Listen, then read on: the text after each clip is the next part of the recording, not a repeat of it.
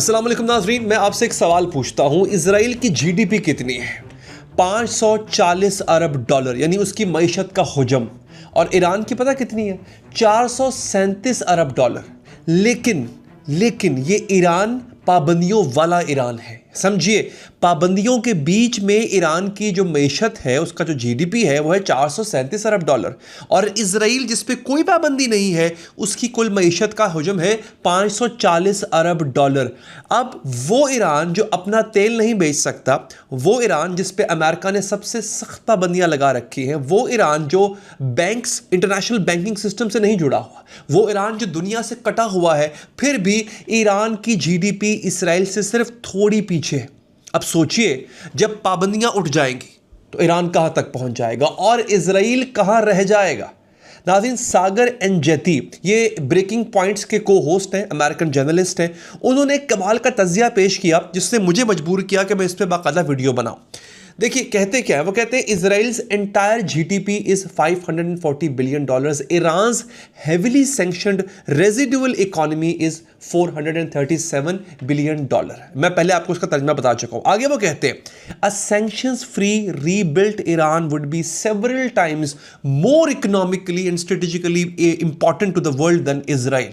एक पाबंदियों से आजाद और दोबारा तामीर शुदा ईरान दुनिया के लिए इजराइल से कई गुना ज्यादा माशी और स्ट्रेटेजिक अहमियत का हामिल होगा। और आखिरी लाइन वो कहते हैं this is why Israel considers this deal intolerable. इसी वजह से ये डील इजराइल को नाकाबिले बर्दाश्त है। अब आप समझ गए? ये जरा सुनिए, इजराइल इस डील की मुखालफत सिर्फ सिक्योरिटी की वजह से नहीं कर रहा। वो डरता है, वो जानता है कि अगर ईरान मजबूत हो गया, जिसके चांसेस हैं, तो इजराइल की इलाकाई बर्तरी खत्म हो जाएगी। अब मैं आपको बताऊंगा कि ईरान की असल ताकत जो है वो कहां से हासिल कर सकता है, असल में डर है क्या। ये नंबर्स हैं, लेकिन मैं आपको इनको आसान तरीके से बताऊंगा ताकि वीडियो में इंटरेस्ट पैदा रहे, आप बोर ना हो नाज़रीन। अब सोचिए, दुनिया में जितना तेल है उसका 10वां हिस्सा ईरान के पास है, और जितनी गैस है उसका 15वां हिस्सा वो भी ईरान के पास है, यानी 15% एंड 10%। और अगर दुनिया लेट से एक कमरा हो और उसमें तेल की 10 बाल्टियां हो, तो एक बाल्टी ईरान की, और अगर उसमें 15 गैस सिलेंडर्स हैं तो उनमें से एक सिलेंडर ईरान का है। और ये सब जमीन के नीचे पड़ा है, अभी निकला नहीं है। सिर्फ पाबंदियां हटा दो और ये निकलने लगेगा दोस्तों। अब देखिए पाबंदियां उठने के बाद क्या हो सकता है। और ये अगेन नंबर्स हैं, बोरिंग्स नहीं, मैं आपको एक्साइटिंग तरीके से बताऊंगा।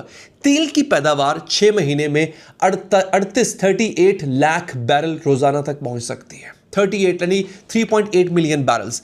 अभी पाबंदियों की वजह से ये सिर्फ 15 से 20 लाख बैरल है एक दिन में, यानी 1.5 to 2 मिलियन बैरल्स है, यानी डबल से भी ज्यादा।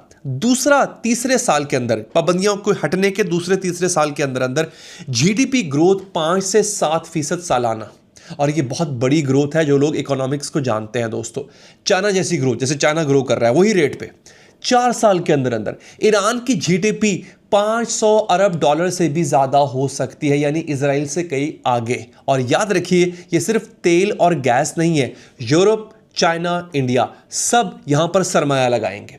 गाड़ियां, जहाज, इंफ्रास्ट्रक्चर, रोड्स, पोर्ट्स, सब कुछ बढ़ेगा, कमाई वहां से, आमदनी वहां से भी होगी। और अब सवाल यह है कि इजराइल क्यों डरता है। पहली वजह, अगर ईरान के पास पैसा आया तो वह अपने जो दोस्त ग्रुप्स हैं उनको ज़्यादा पैसा दे सकता है, जो उसकी प्रॉक्सीज हैं, हिजबुल्लाह को, हौसियों को, हमास को और मजबूत कर सकता है। ये सब इजराइल के लिए ख़तरा है। दूसरी वजह, अगर ईरान की इकॉनमी बढ़ती है तो वो मिसाइल प्रोग्राम पे ज़्यादा खर्च कर सकता है और बेहतर मिसाइल बना सकता है, न्यूक्लियर रिसर्च पे ज़्यादा खर्चा करके उसको एक्सेलरेट कर सकता है, टेक्नोलॉजी पे ज़्यादा खर्चा कर सकता है। और सबसे बड़ी बात, इजराइल की इलाकाई बढ़तरी, यानी इजराइल की जो खित्ते में सबसे ताकतवर है इस वक्त इजराइल, ये कहानी खत्म हो जाएगी। एक मजबूत ईरान इजराइल के सामने खड़ा होने की पहले भी सलाहियत रखता था, उसने प्रूव किया, और अब वो उसको पछाड़ भी सकता है। इसीलिए इजराइल इस डील को खत्म करना चाहता है। और अब यहां पर एक ब्रेकिंग न्यूज आपको देता हूं, और ये आपने अभी तक नहीं सुनी होगी, ब्लूमबर्ग की रिपोर्ट है नाजरीन। इजराइल की इस डर की वजह से वो अभी भी बाज नहीं आया, और उसके बाद ट्रंप ने दुनिया के सामने जिस तरह लताड़ा है इजराइल को। सुनिए, ट्रंप ने G7 के मौके पे G7 समिट हो रहा है ना, नेतन्याहू पे अपना गुस्सा निकाला है। वो कहता है विदाउट मी, जरा सुनिएगा अल्फाज, without me there would be no Israel, मेरे बगैर कोई इजराइल होता ही ना, इजराइल का वजूद ही ना होता अगर मैं ना होता। लेकिन सबसे बड़ी बात यह है कि ट्रंप ने कहा कि सीरिया हिजबुल्लाह को इजराइल से बेहतर हैंडल कर सकता है। आप जरा सोचिए कितना बड़ा शिफ्ट है ये। ट्रंप सजेस्ट कर रहा है कि जो शाम है वो काम जो इजराइल को करना था, क्या हिजबुल्लाह को डिसमेंटल करना था, हिजबुल्लाह को ख़त्म करना था, वो काम शाम करेगा। शाम जो आज तक बशारुल असद के दौर में ईरान का इत्तेहादी था, ट्रंप ने मशवरा दिया है कि शाम क्यों ऐसा करेगा। ज़रा सोचिए शाम में ऐसा क्या है, और इस पे मैं आता हूँ शाम ऐसा क्यों करेगा, आपको पूरी डिटेल बताऊंगा। लेकिन उससे पहले ज़रा एक कदम और पीछे जाइए। इजराइल के मुंह पे कितना बड़ा तमाचा मारा। ये इजराइल की यूजफुलनेस पे सवाल है। इजराइल अब यूजफुल नहीं रहा, यानी ट्रंप इस बात का एतराफ़ कर रहा है कि इजराइल हिजबुल्लाह तक को नहीं संभाल सकता। वो इजराइल जिसको अरबों डॉलर सालाना मिलते हैं और न जाने कब से मिल रहे हैं, दुनिया का बेहतरीन सिक्योरिटी सिस्टम, दुनिया की बेहतरीन टेक्नोलॉजी इजराइल को दी गई है, उसके बावजूद ट्रंप एतराफ़ कर रहा है कि शाम ज़्यादा बेहतर तरीके से हिजबुल्लाह को संभाल लेगा। यानी इस वक्त इजराइल यूजफुल नहीं रहा। अब मैं आपको एनालिसिस भी देता हूं। अटलांटिक काउंसिल और फॉरेन अफेयर्स के मुताबिक the war turned the gap into a chasm, जंग ने दरार को एक बहुत बड़ी खाई में बदल दिया है। इस किस किस्म की दरार को, ये समझिए। ट्रंप चाहता है कि जल्दी डील हो, जल्दी अमन हो, जल्दी तेल की कीमतें गिरें। अच्छा, नेतन्याहू चाहता है कि लंबी फौजी प्रेशर के जरिए हिजबुल्लाह को मुकम्मल तौर पे ख़त्म किया जाए। दो मकासद हैं, दोनों के मकासद मुख्तलिफ हैं, और जंग ने जो पुरानी दरारें छुपी हुई थी इजराइल और अमेरिका के दरमियान, जो इस वक्त किसी को पता नहीं थी, वो सामने लेकर आ गया। अब शाम क्या करेगा दोस्तों? शाम के अंदर जो एक नई पपेट हुकूमत इंस्टॉल की गई है, उसको इस्तेमाल करके हिजबुल्लाह के खिलाफ इस्तेमाल किया जाएगा। और आप लोगों की इत्तला के लिए, आप लोग हैरान होंगे, 2024 से इस पे काम चल रहा है। 2024 से शाम के अंदर जो कुछ ऐसे एलिमेंट्स थे, ख़ास तौर पे जो है वो क्या नाम था इसका, अबू शर्रा, इसके आने के बाद इन्होंने हिजबुल्लाह के ठिकानों पर रेड शुरू कर दिया। शामी फ़ौजियों ने हिजबुल्लाह की चौकियों को ख़त्म करने का शुरू कर दिया, शामी फ़ौजियों ने। ये शाम में इतनी बड़ी तब्दीली ऐसे ही नहीं आई थी दोस्तों, लेकिन अब ये अमेरिका समझ गया था और उसने वो काम जो इजराइल से नहीं हो पा रहा था, उसने शाम से लेना शुरू कर दिया है ऑलरेडी। अब जो दरार जिसका मैं जिक्र कर रहा हूं, वो वॉशिंगटन पोस्ट के मुताबिक फ्रिक्शन है, लेकिन अलायंस टूटी नहीं है। लेकिन ये जो फ्रिक्शन है, ये इतना पब्लिक आज से पहले कभी नहीं हुआ। ट्रंप ने नेतन्याहू को रिपोर्टेडली एफ क्रेजी कहा था, एफ का वर्ड इस्तेमाल किया था। आपको पता है कि एफ का वर्ड का मतलब क्या होता है? ये अमेरिका इजराइल रिलेशंस की नई पस्ती है दोस्तों। और अब ये सब हो रहा है, इजराइल क्या कर रहा है दोस्तों? आज की खबर है, अल जजीरा ने ब्रेकिंग दी है, Israeli strikes target more locations in southern Lebanon. Nabatieh का रीज़न है, after Iran warns attacks wallet deal with the US. ईरानी वार्निंग के बावजूद भी इजरायली हमले लेबनान के अंदर जारी हैं। डील साइन हो चुकी है, MOU साइन हो चुका है। ईरान ने वार्निंग दी है कि यह हमले डील के खिलाफ वर्जी हैं, और इजराइल फिर भी हमला कर रहा है। क्यों? मैं आपको वो वजह नहीं बताऊंगा जो दुनिया बताती है, आपको अंदर की खबर दूंगा।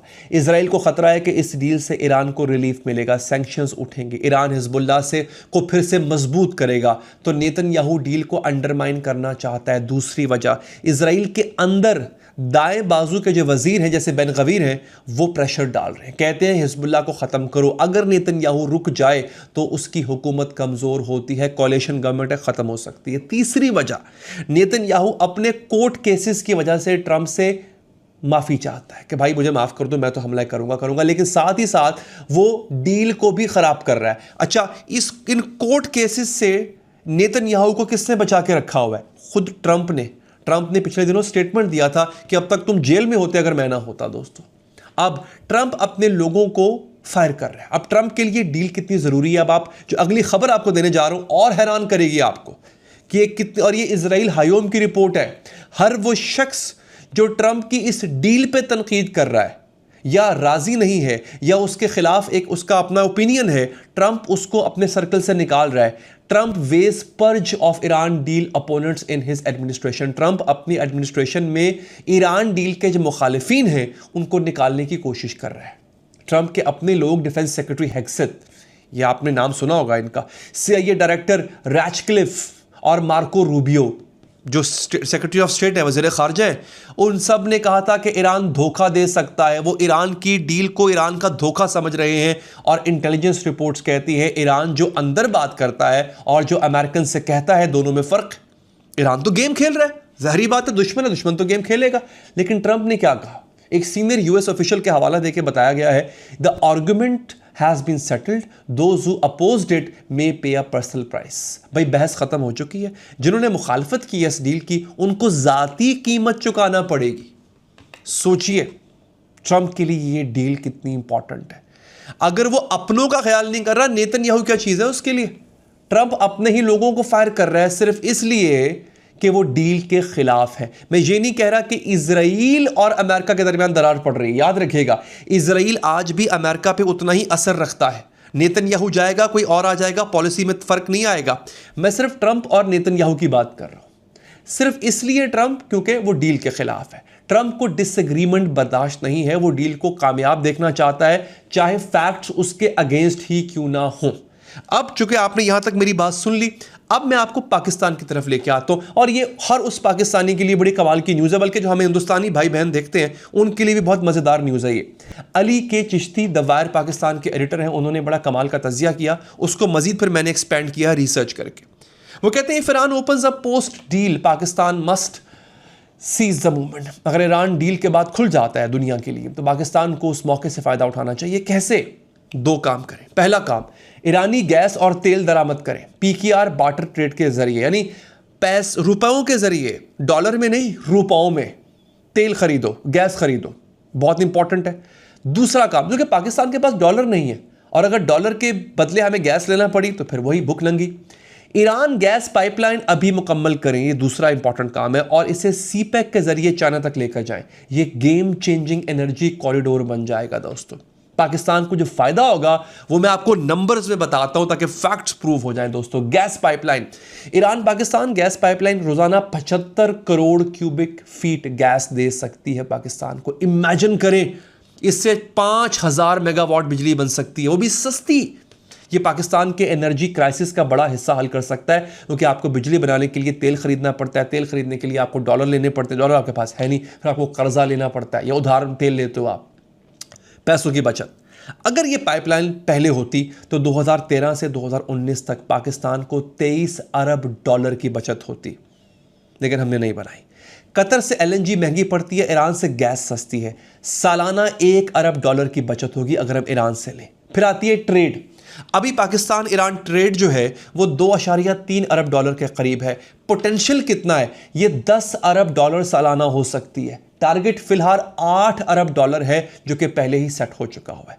चावल, पाकिस्तान के चावल की बरामदात जो है वो फिस्कल ईयर 2024 में 3.93 अरब डॉलर थी। ईरान बहुत बड़ी मार्केट बन सकता है। फिर ट्रांजिट फीस, अगर पाइपलाइन चाइना तक जाए तो पाकिस्तान को ट्रांजिट फीस मिलेगी कितनी? 60 से 70 करोड़ डॉलर सालाना। फिर जॉब्स, नौकरियां, पाइपलाइन से 7,000 से 12,000 इजाफी नौकरियां मिलेंगी बलूचिस्तान और सिंध के अंदर। सो दोस्तों, इतनी बड़ी अपॉर्चुनिटी है पाकिस्तान के बाद। ऐसा नहीं होना चाहिए कि हमने चूंकि डील करा दी, अब डील के बाद हम अपने ऊपर यहाँ पे झंडा रखें और लहराएं के बाद जनाब क्या बात है, हमने डील करा दी, फिर हमें अमेरिका बुलाए, फिर हमें यूरोप बुलाए और हम सीना तान के खड़े हो जाएं, क्या बात है। नहीं, यहाँ तक तो हो गया, सेलिब्रेट करो कि आपने डील करा दी, जंग रुकवा दी, लेकिन अब इससे फ़ायदा भी उठाओ। देखो ईरान ने जंग का हिस्सा बन के कितना फ़ायदा उठाया, हम जंग रुकवा के कितना फ़ायदा उठा सकते हैं। अब ज़रा बड़ी तस्वीर देखिए। इजराइल पाबंदियों वाले ईरान से डरता है, सोचिए जब पाबंदियां उठेंगी तो कितना डरेगा। ट्रंप अपने ही लोगों को फायर कर रहा है ताकि डील कामयाब देखे। नेतन्याहू लेबनान पर फिर भी हमला कर रहा है ताकि डील खराब हो, और बीच में ईरान बैठकर देख रहा है, क्योंकि जितना ज़्यादा अमेरिका और इजराइल आपस में लड़ेंगे सिर्फ इसको लेकर के, उसका फायदा किसको होगा? इवेंचुअली ईरान को होगा। सागर एंजेती ने बड़ी खूबसूरत बात की, a sanctions free Iran would be several times more important than Israel. दुनिया खतरनाक नहीं, उसने कहा अहम हो जाएगा। सिर्फ खतरनाक नहीं होगा, यूरोप के लिए अहम हो जाएगा। मंडी बड़ी है, इजराइल तो एड पे चलता है, और फिर इसमें जो है वो क्या होगा? पाकिस्तान को फायदा। पाकिस्तान फ़ायदा ले सकता है नाजरीन। तो दोस्तों मैं उम्मीद करता हूं कि आपको आज की वीडियो पसंद आई होगी। जो भी पसंद आया इसका हिस्सा उसको प्लीज़ कमेंट बॉक्स में मेंशन कीजिएगा। चैनल को इसलिए सब्सक्राइब करें ताकि अगली वीडियो आप मिस ना कर पाए। और हाँ, अगर आप फेसबुक पर देख रहे हैं, मैं वहाँ पर लाइव आता हूँ, लाइव कॉल्स लेता हूँ, उसको मिस मत कीजिएगा। सिर्फ फॉलो नहीं करना फेसबुक पेज को, सब्सक्राइब भी करना है। अपना ख्याल रखिए नाजरीन, अल्लाह ने के बाद।